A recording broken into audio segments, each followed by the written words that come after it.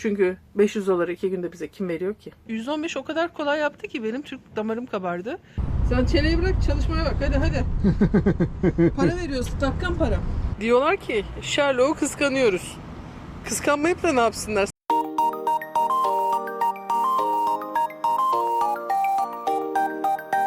Merhaba arkadaşlar. Bugün çok ilginç bir şey oldu. Ne oldu? Santa Barbara'dan çıktık. Ventura'ya doğru giderken Carpinteria diye bir şehir var. Oradan geçmeye karar verdik. Tam oradan geçerken bir State Park tabelası gördük. Ama geçtik tabelayı da. Tamam ya dedik. Yani zaten görmediğimiz bir sürü State Park var. Sonra yürürken Haluk dedi ki girelim. Geri döndük. Ara yola girdik ve yolda girdik. State Park'ın içine baktık, çıktık. Bana dedi ki Super Springs International ne iş yapıyormuş bir baksana. Allah Allah. Nereden çıktı dedim ama baktım. Bizim ne zamandır, aylardır Amazon'dan almaya çalıştığımız bir yay var. Arabanın arkasını biraz daha rahatlatmak için. O yayların fabrikasıymış. State Park'ın hemen kapısının yanında fabrikası varmış. Haluk onu görmüş, gözüne ilişmiş ama o anda sormamış. Çıktıktan sonra aklına gelmiş. İmkan vermedin ki ya bu kadar turistik bir yerde amortisör fabrikasının ne işi var? Yani evet, amortisör gibi bir yay olayı o. Arabanın arkasına makas taktıracağız. Çok ağır oldu çünkü bu arabanın arkası. Ve o 558 dolar artı vergiler olan bir fiyattaydı Amazon'da. Buna rağmen biz alacağız. Ne zamandır uğraşıyoruz ama Amazon Lacquer'lara yollamıyor onu. Sadece eve servis yapıyor çünkü çok ağır ve çok büyük olduğu için. Tamam artık eve gidince takarız, ne yapalım dedik ama Haluk'un da içine bir türlü sinmiyordu ne zamandır. Ya alsak bunu. Araba çok ağır, zorlanıyor falan diye. Girelim soralım dedi. Baktım hiçbir fabrika satış mağazası falan da yok. Ya vermezler ama hadi girelim soralım. Yani şu güzel suratımı kıracağız dedim. Gittik içeri sorduk, satıyorlarmış. Tamam satıyorlar. Alacağız, fiyatı söylediler. Amazon'dakinin aynısı. Haluk dedi ki Amazon'dakinin aynı fiyatına mı alacaksınız? Evet dedi. Aynı fiyata satıyoruz. Biz dedim yaşlıyız. Yaşlı indirimi yok mu? Yapayım hadi bari bir %15 dedi. %15 o kadar kolay yaptı ki benim Türk damarım kabardı. %20 yapsanız olmaz mı dedim. Hadi %20 olsun sizin için, çok tatlısınız dedi. %20 indirimle 447 dolara 558 dolar artı vergilik şeyi aldık. Ya o Üstelik zaten bir şekilde vergi de almadı. Niye almadığını anlamadım. Fabrikadan çıkış olduğu için herhalde. Biz order ediyoruz. Yani inanılmaz bir şanslı fabrikayı burada görmek. Umarız birazdan fabrikanın içinde gezeceğiz. yani dönmeyebilirdik. Dönmeyebilirdik. Evet, dönmeseydi görmezdik. Geri döndük sadece. Şimdi bekliyoruz. İçeride çünkü burası bir fabrika gibi bir yer olduğu için kutuyu toparlıyorlar. Ellerinde hazır kutu yokmuş. Yarım saate kadar getiririz dediler. Gelecek. Sonra yakında bir yere gidip taktıracağız. Normalde vergisiyle beraber aldığımızdan 150 dolar daha ucuza denk geldiği için. Bence vergisi alınmıştır ya. Bakalım. Haluk bunu kendisi takacaktı. 100-150 dolar civarında taktırabilirsek aynı fiyata takılmış olarak almış olacağız. Bayağı iyi olacak yani. Her ne kadar bir fabrika deseler de burası daha çok bir depoya benziyor. Bütün malzemeler dünyanın bir yerlerinde ayrı ayrı yapılıp buraya gelip toplanıp burada sadece montajı yapılıyormuş. Bizim Super Spring'imiz de şimdi monte edilecek, bir kutuya girecek ve bizim önümüze gelecek. Bekliyoruz. Thank you.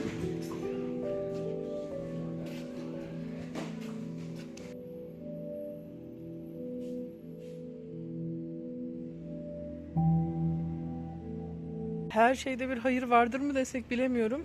Göreceğiz en sonunda her şey bittikten sonra. Bir aksilik oldu. Ben telefonuma bakıyordum ne kadar çektiler para acaba diye. Biz 447 dolar hadi bilemedin en fazla artı tax olarak beklerken vergiler 740 dolar çekmişler. Ne oluyor diye içeri girdim. Pardon, indirim yapacağımıza bindirim yapmışız dediler. 111 dolar indireceklerine bindirmişler, üzerine ilave etmişler. Bir yarım saat bekler misiniz? Ya daha doğrusu bir 5-10 dakika bekler misiniz dediler ama yarım saat oldu. Biz o parayı size iade edelim, ayarlayalım da dediler. Onu bekledik. Tabii çok onların hatası olduğu için özür dilediler çıkıp. Ondan sonra aldığımız yayları karavana yüklerken Haluk dedik ki bak biz sizin yaylarınızı arka tarafta sarı sumo yaylarınızı da kullanıyoruz. Çocuk alta eğildi baktı. Bunlar dedi fazla ağırlıktan dolayı yamulmuşlar. Ben bunlara bir garanti basayım içeriden. Size bunların aynısından bedava vereyim. Siz diğerlerini değiştirirken bunları da değiştirin en iyisi. Sürpriz oldu. İnanılır gibi değil. Hatta Haluk sarılara da baksanıza falan deyince ben niye ki falan diyordum. Çocuk da attı kendini yere, direkt arabanın altına girdi bakayım diye. İyi ki girmiş, iyi ki bakmış. Evdeki hesap tabii ki her zaman çarşıya uymuyor. Çünkü adam bize demişti ki işte 15-20 dakikalık bir iş. Aletleri var onların. Zaten hop diye arabayı kaldıracaklar. Pıt diye takacaklar yayı. Dolayısıyla çok büyük bir para alacaklarını zannetmiyorum. 150-200 dolar civarında tutar bu. Biz de dedik okey ama sen arayıp konuşur musun senin söylediğin adamlarla? Aradık konuştu, adamlar 500 dolar fiyat verdiler. Sonra biz daha başka bir yer bulduk. Çok daha ucuz olması gereken işte buradaki Meksikalıların çalıştığı bir yer. Onlar da aynı fiyatı verdiler. Bize Haluk'la dedik ki biz 500 dolar yaylara vermedik ki 500 dolar bir de bunu taktırmaya verelim. Biz bunu kendimiz yaparız. Şimdi başlayacağız bakalım yapmaya. Olacak mı? Bugün ne yapıyoruz? Başlıyoruz. Neye başlıyoruz? Arabamızın arka tarafını havaya kaldırmaya. Evet, küçük Kıçını kaldıralım biraz arabamızın. Önce bakıyoruz. Ne kadarmış? Santim mi inç mi? İnç. Tamam mı 30 inç kenarı? 30 inç. Bakalım bittikten sonra ne olacak? Hazır mıyız? Başlıyoruz. Kaç para isteyeceksin saatine? 200 dolar. Abo ben 195'e bulmuştum. Gidip oraya yaptırayım bari. Yaptın git. Hatta 170'e de bulmuştum. Saati 170'ten yaparız demişlerdi. Onlara git yaptır.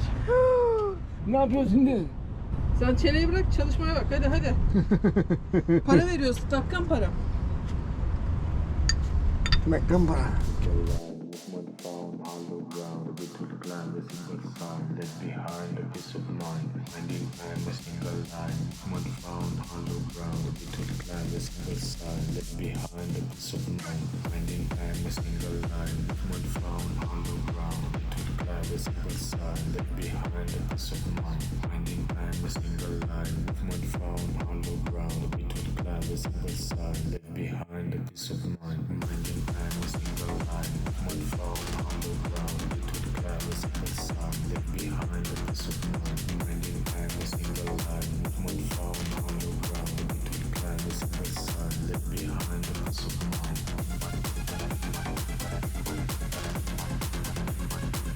Maalesef malzemelerimiz olmadığı için hiç de o kadar kolay olmadı her şey. Evet bitti şimdi ama gerçekten biz de bittik.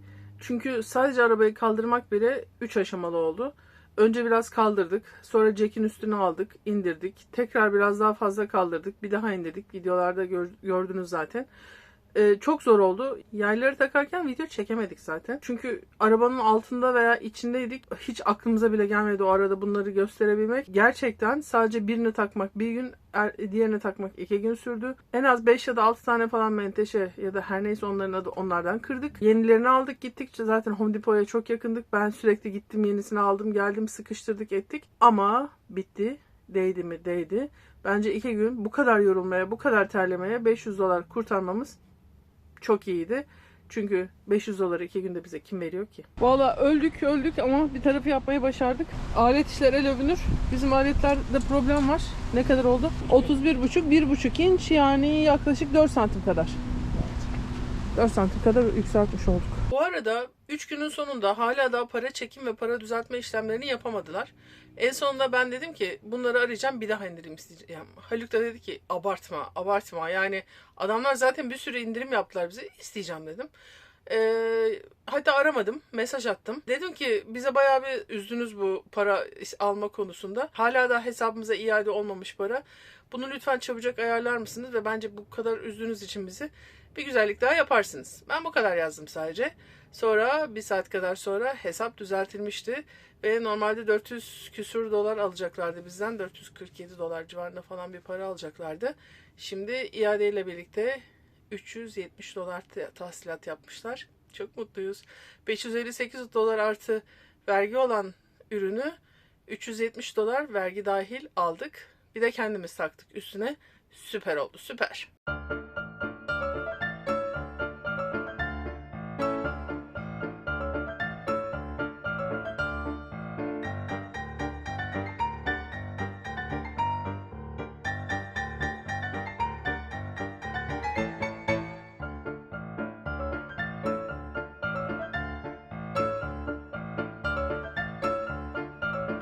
Channel Island National Park'ın Visitor Center'ındayız. Yani ziyaretçi merkezindeyiz. Burada adalar hakkında bilgiler veriyorlar. Neler var diye. 5 tane adadan oluşuyormuş. Esas güzellikler yer altındakiler. Yani suyun altındakiler. Ama onları tabii ki adalara gittiğinizde göremiyorsunuz. Adaların burada birer maketini yapmışlar. Onları göstereceğim şimdi size. Adaların üzerinden neredeyse bitki örtüsü hiç yok denebilecek gibi. Sadece çiçekler, kır çiçekleri ve küçük kısa bitki örtüsü var. Bu birinci ada, Anacapa Island. Bu ikinci ve en büyük ada. Bu arada bitki örtüsü de görünüyor üzerinde. Santa Cruz Adası. Yani yürüyüş için çok güzel. Tabii hava serinse. Tamamen yalnızlık hissi ve Kaliforniya'nın ilk zamanlardaki hissini verir diyor. Üçüncü adamız Santa Rosa Adası. Santa Rosa da böyle. Neredeyse hiç bitki örtüsü yok gibi bir şey. Sadece şurada şöyle az bir şey yeşil kır çiçeklerin olduğu alanlar var. Ve bu serinin son adası San Miguel Island. San Miguel'in en önemli özelliği şu. En sonda şu noktada deniz filleri ve fok balıklarının yaşama alanı varmış. En büyüklerden biri Kuzey Amerika'daki. Ve size bir de şuradaki küçük adayı gösteriyorum. Santa Barbara Adası. Bu da National Park'ın onlardan diğerlerinden biraz daha uzak 5. ve en küçük adası. Tam oldukları gibi yerleştirilmişler görüyorsunuz. En sonunda San Miguel, Santa Rosa, Santa Cruz, Anacapa ve burası da Anakara'ya en yakın olan Santa Barbara Adası. Buraya gitmek güzel olur ama hakikaten şu anda hiç ona takatım yok. Eliyle böyle yürüyor. Böyle yürüyorum. Güzelmiş. Adaların görüntüsü şu. Buradan da bakıldığı zaman. 4 ada şuradalar. Anacapa, Santa Cruz, Santa Rosa, San Miguel ve Santa Barbara burada. Biz şu anda neredeyiz? Şurada mıyız? Biraz daha bu tarafa doğru. Visitor Center yazıyor orada bak zaten. Yeşil suyun içinde. Evet oradayız. Ve orası da National Park'ın içine dahilmiş. O yüzden çektim de ayrıca. Ranger içeride. Burası da National Park'a dahil dedi.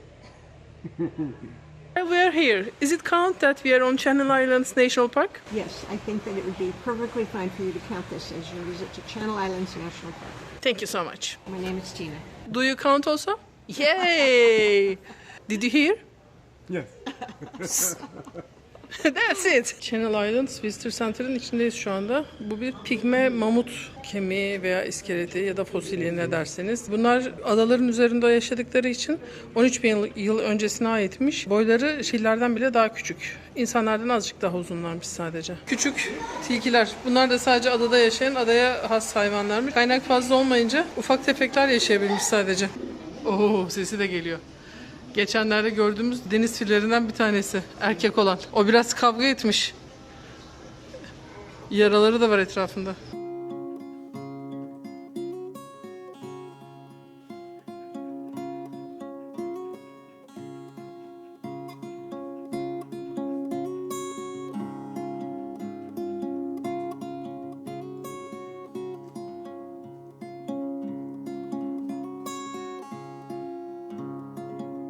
Yolda gelirken böyle bir kum tepesi gördük. Devasa ta dağın tepesine kadar gitmiş.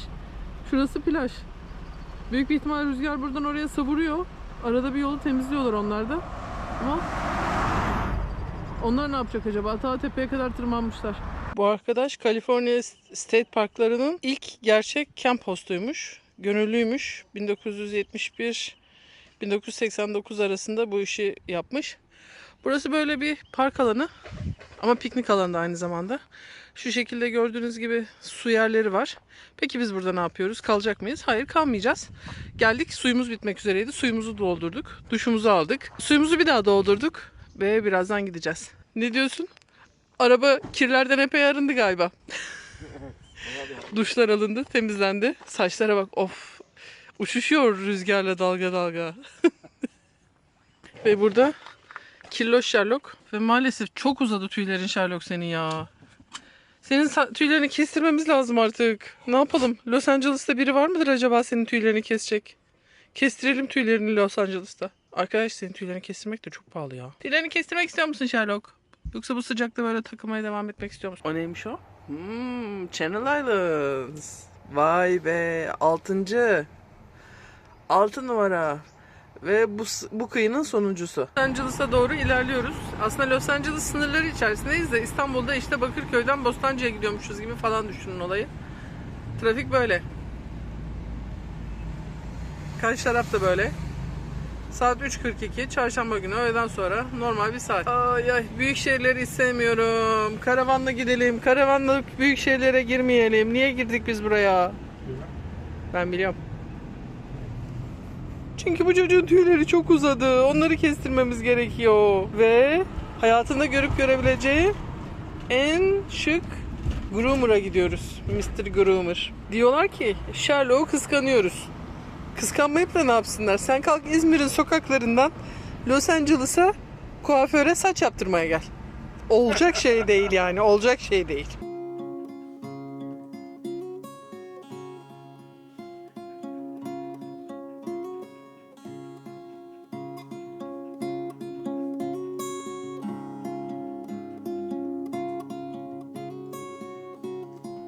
Malibu şehri içinde kampgroundları haricinde hiçbir yerde park edip uyuyamıyormuşuz. Evet. O zaman şöyle bir bakıp geçeceğiz. Yapacak bir şey yok. Efendim ben bilmiyordum. Duymadım. Görmedim. Yok. Şehrin girişinde yolun Şehrin kenarına girişinde koyduk var. efendim. Baksaydınız. Cezayı yiyin. Hey dostum biz burada yabancılar demeyiz ha. Evet. Hayır şey anladım. Uzunu anladım. Genişi anladım da yükseği anlamadım. Yüksek olunca ne oluyor? Nereye değiyoruz? Ne yapıyoruz? Şehrin görüntüsünü mü bozuyoruz? Aa ne güzelmiş. Biraz da Malibu Beach'in milyon dolarlık evlerine bakalım.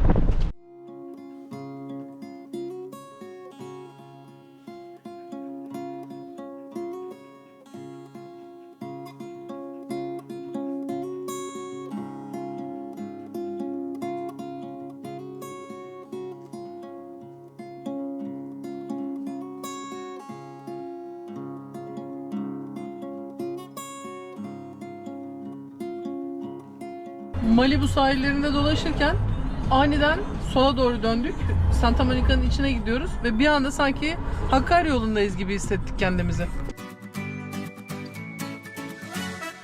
Çaylaksınız dediler, ihtiyarsınız da özlediler, ihtiyarsınız dediler, gidemezsiniz dediler ama yollar bekler, biz gideriz. Gözümüzde toz, kalbimizde fırtına, yüklemişiz dünyayı yorgun sırtımıza. Kimin ne dediği rüzgarkadaki senelere. Çaylak seninle ben ihtiyar, her adımda yeni bir bahar. Dünya büyük dediler ama, dünya büyük dediler ama, biz her sabah o yollarda devleştik. Çaylaksınız dediler, ihtiyarsınız da özlediler, ihtiyarsınız dediler, gidemezsiniz dediler ama yollar bekler, biz gideriz. Eskidikçe gençleştik, düştükçe devleştik, her virajda kendimizle yeniden sözleştik. Çaylak seninle ben ihtiyar, her adımda yeni bir bahar. Dünya büyük dediler ama, dünya büyük dediler ama, biz her sabah o yollarda devleştik. Hayat bir yolculuk seninle güzel, her anı değerli, her anı özel. Çaylak ve ihtiyar bir bütünüz biz. Yollar bekler, hayaller peşindeyiz. Çaylaksınız dediler.